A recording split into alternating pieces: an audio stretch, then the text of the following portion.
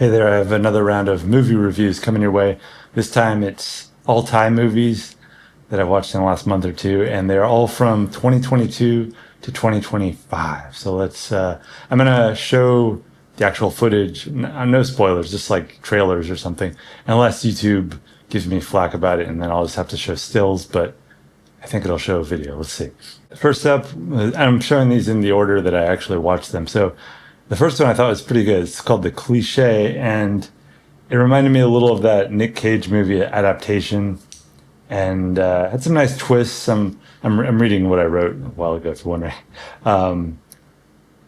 Yeah, like even though the title is cliche, it's like this awareness of these cliches is kind of what allows the characters to kind of move around them. And I thought it did some nice, breaking of the fourth wall in a way that I hadn't seen done in a Thai movie quite like this. So I thought it was pretty good, yeah. Then from 2024, another one, The Paradise of Thorns.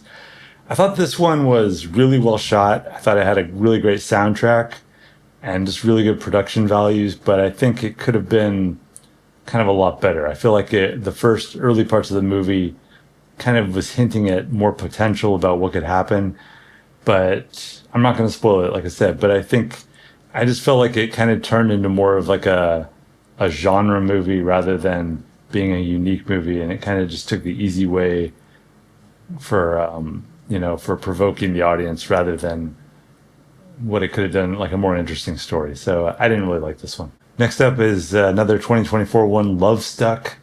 And if you've seen Groundhog Day, this is basically the Thai version of Groundhog Day. It's kind of a light comedy, fantasy, and good at creating a sense of intrigue to figure out what's going on. But yeah, not the most original, but still I found it watchable and okay for what it was. Next up, Pattaya Heat from 2024.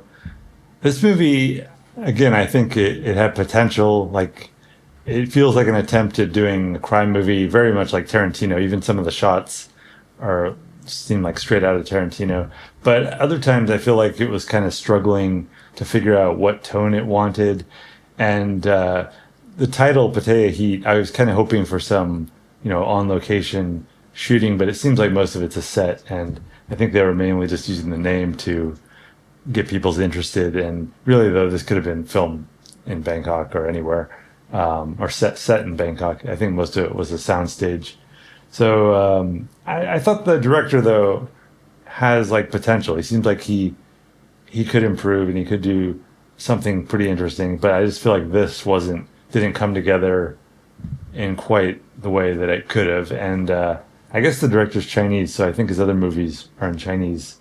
And maybe I'll check them out at some point. But yeah, I think if you like crime movies, you may enjoy some parts of this. But I think also, though, it could have been better. Then I watched this prison movie, In Youth We Trust.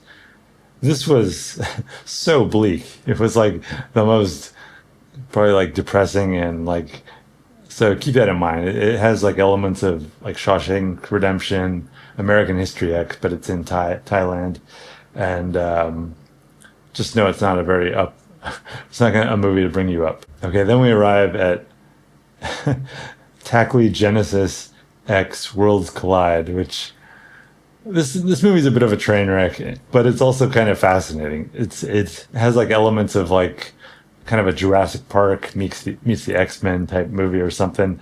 It definitely aimed at teenagers, and I think they were hoping for a franchise, but I'm pretty sure that's not going to happen because I think I was asking an AI like, how much money did this movie make? How did it do? And it told me like it made $25,000. I'm like, you mean $25 million? And they're like, no, we mean $25,000.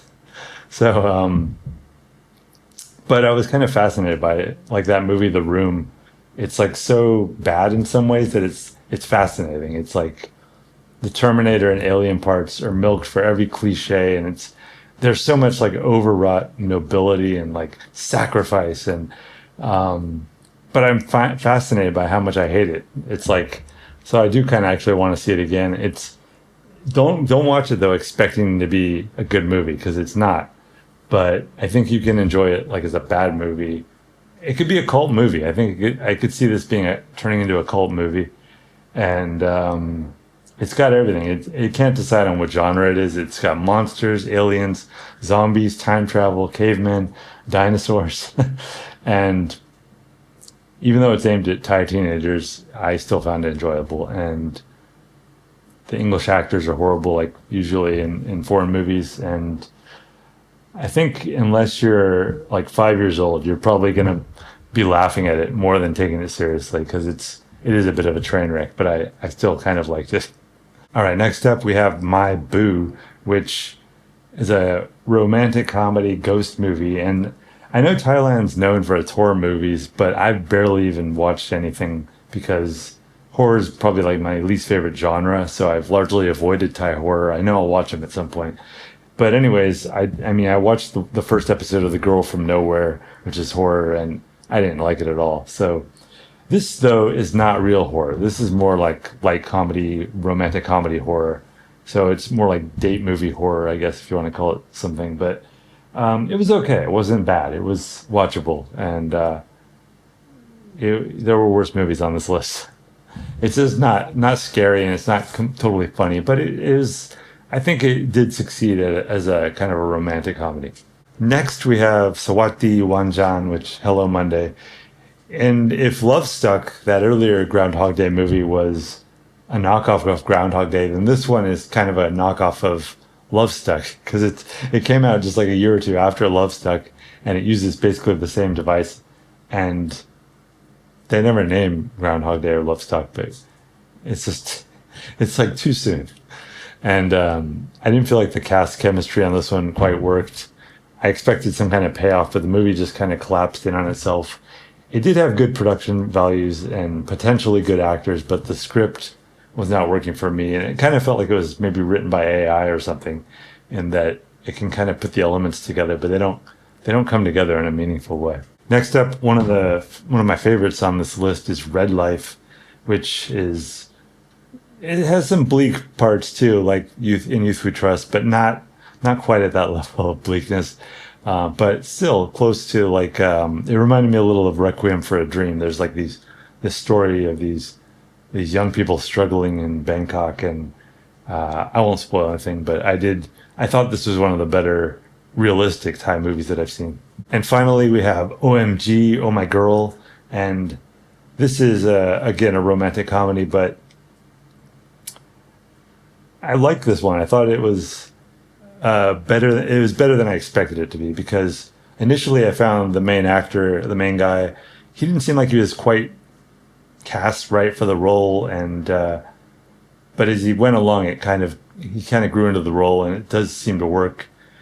I like that it has a lot of like postmodern techniques, and sometimes it's a little kind of cheesy and this kind of like that movie, The Perks of Being a Wallflower, that kind of nostalgia, but I still thought it was pretty good, and it kind of avoided, the cliches of the genre, but it still gives you some. I always want to spoil things, but I'm not going to. But I will say that some things, it's there's a lot of ambiguity in some of the endings in these movies, but I feel like this one ended in just the right way. So I did enjoy it, and it was a challenging, I guess, romantic comedy. So that's my list for this time around. Be sure to subscribe for more movie review madness. I think I may watch some Japanese movies next, so maybe 10 Japanese movies coming soon. We'll see.